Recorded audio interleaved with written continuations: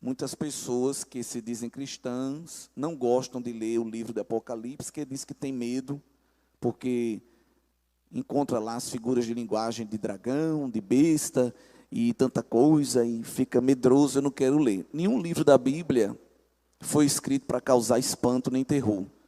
Nós sabemos qual é o propósito da palavra de Deus, e o propósito maioritário é de produzir vida, transformação, não é isso?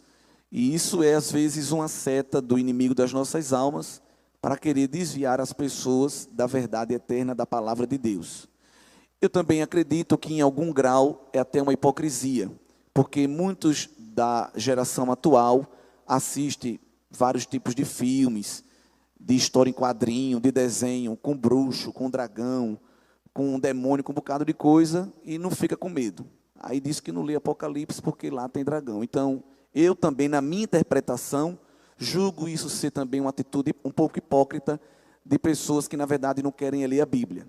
Porque se evidentemente tivesse medo de dragão, não assistiria a outro tipo de programação que tem monstro e toda coisa desse tipo. Mas sabemos que a palavra de Deus é para a nossa edificação. E quem deu aquelas visões a João na ilha de Patmos, que culmina na escrita de Apocalipse, não foi o diabo, foi o próprio Deus, né? Jesus aparece para ele e diz: olha, escreve essas palavras, porque são verdadeiras e fiéis.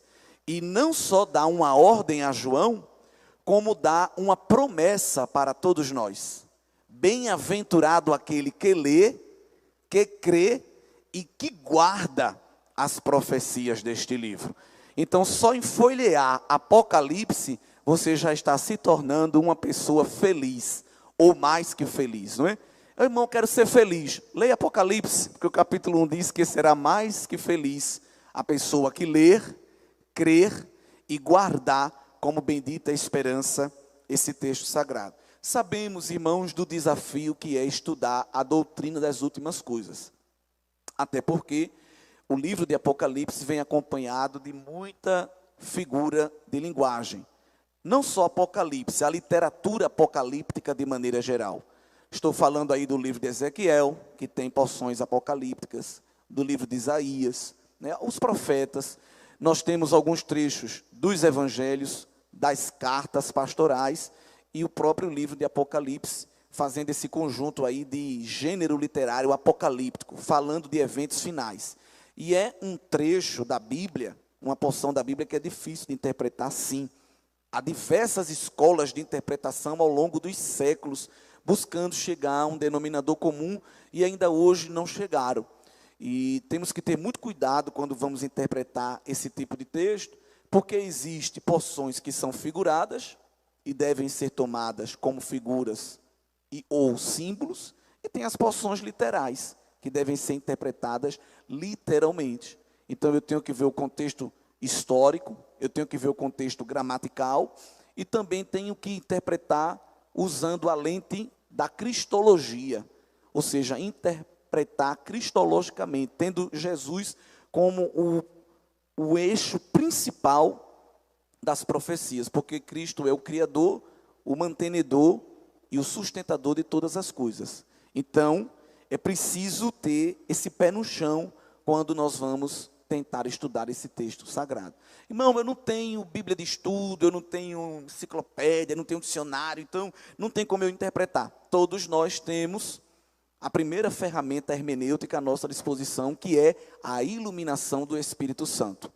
Então, mesmo que não tenha nenhuma Bíblia de estudo, nenhuma enciclopédia, não vai ficar desprovido da capacidade de entender o que Deus está falando, porque é o Espírito de Deus que nos dá a iluminação do texto, a revelação, a explicação, e isso não impede que a gente corra atrás de ferramentas de estudo. Mas tem que ter muito cuidado, porque hoje tem muita ferramenta de estudo. E eu preciso, antes mesmo de usá-las, fazer um juízo, um discernimento de qual ferramenta é boa. Porque tem várias escolas de interpretação, tem vários credos, cada um que creia de uma maneira, que escreva o seu comentário, e depois fica aquela salada de fruta na nossa cabeça, e aquilo que era para ajudar termina atrapalhando. Então, o melhor caminho é procurar os nossos pastores, nossos professores de escola dominical, nossos líderes, né, nossos professores dos seminários, irmãos e irmãs que confessam a nossa fé e que podem ser nossa referência num caminho para a gente estudar, né? A internet é terra de ninguém, digita lá no YouTube, estudo bíblico sobre Apocalipse, vai aparecer de tudo. E pode ter gente lá que está falando tudo, menos o que Deus falou. E às vezes a gente toma como referência, não é? Nada contra, mas às vezes tem gente fazendo os seus estudos teológicos, uma pessoa que é de matriz pentecostal clássica, né? Nós somos assembleianos, nós somos de interpretação teológica pentecostal clássica. E às vezes vai lá para a internet e pega um material, por exemplo, adventista, né? Um material de Mórmon, um material de Testemunho de Jeová, para interpretar assuntos escatológicos. Então vai ficar uma salada de fruta. Então nós temos que andar na senda que já foi, evidentemente, traçada, pavimentada por homens, por mulheres de Deus, que têm uma vida piedosa com Deus, uma vida quebrantada e têm conhecimento das Escrituras e que não vai passar gato por lebre. É importante deixar isso aqui claro, porque a promessa diz que é bem-aventurado quem lê, quem crê e quem guarda. Então tem que ter um envolvimento com a palavra de Deus. Não só num evento, e é muito bom porque Deus tem despertado muitos eventos através dos seus líderes de usar o espaço para a gente meditar esse tema. Mas nós precisamos também na nossa vida devocional com Deus, ler a Bíblia e focar também nesses temas, que é a nossa bendita esperança. É por isso que eu coloquei essa informação aí já na introdução, que em torno de 300 vezes no Novo Testamento, esse tema da volta de Jesus aparece.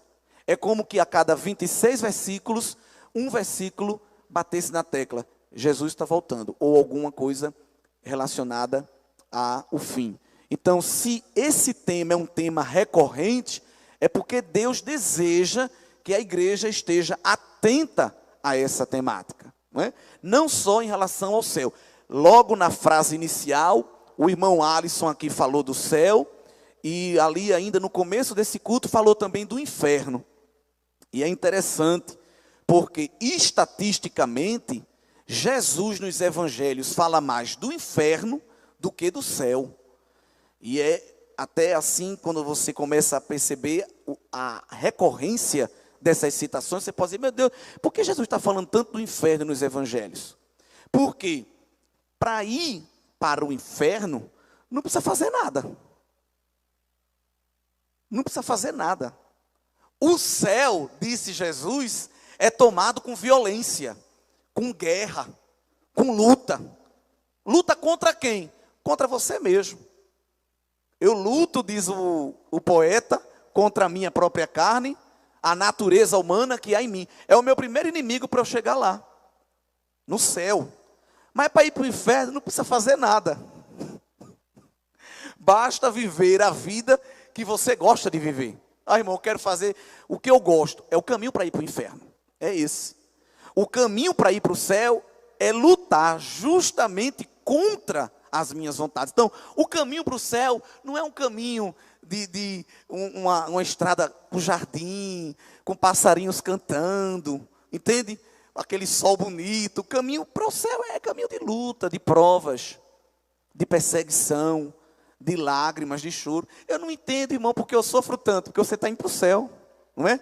É tanta prova na minha casa, nos meus relacionamentos. Às vezes eu até corro para a congregação, penso que vou respirar, já tem uma prova lá me esperando. Por que tudo isso? Porque você escolheu ir para a presença do Senhor na eternidade. E este é um caminho de violência, disse Jesus. Ele não deixou ninguém desavisado. Não é isso? Então, por isso que Jesus vai sempre falar do inferno, dá um lembrete. Ei, desperta, se vocês continuarem assim, vão para lá.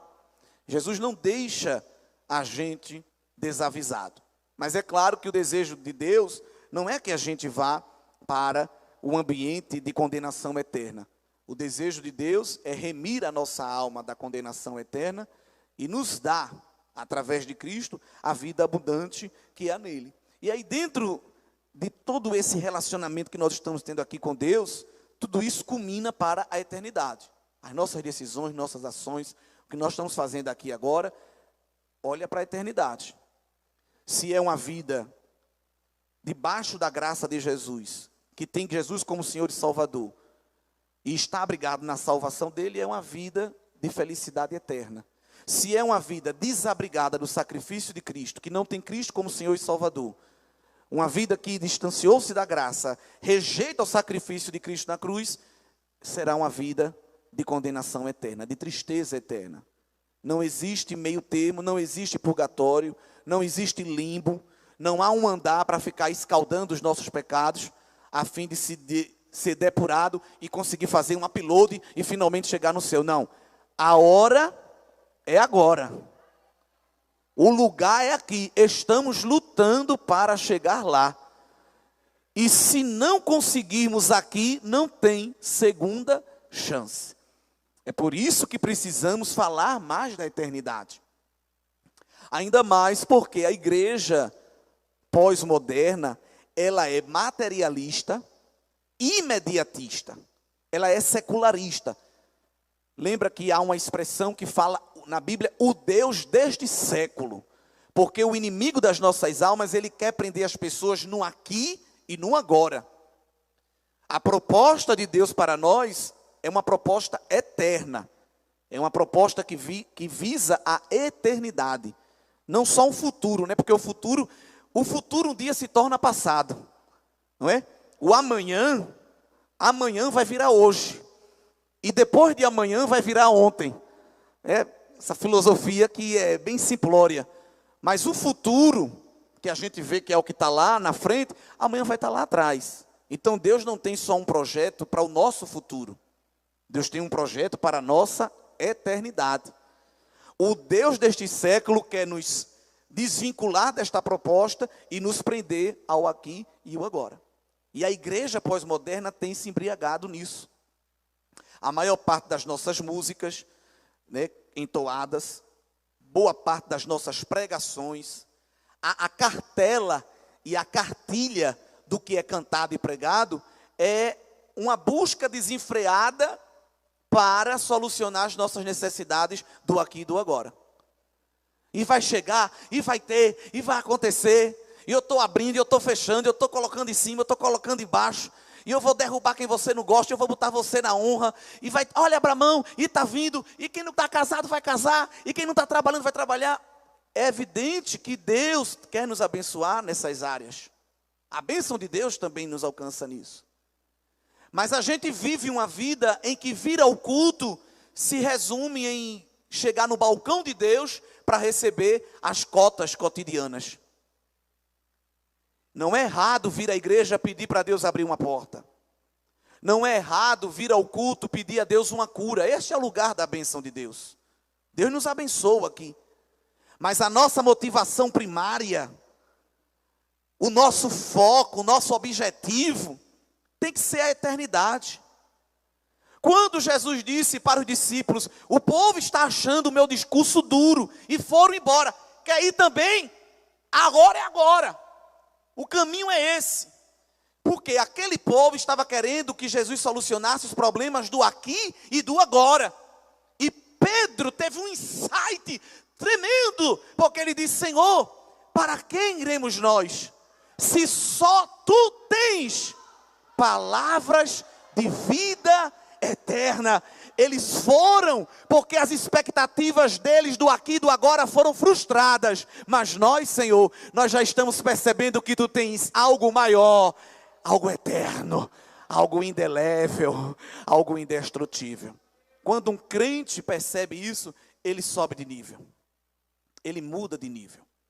Ele sai deste nível rasteiro, do aqui e do agora, para viver a abundância da eternidade que há em Cristo Jesus.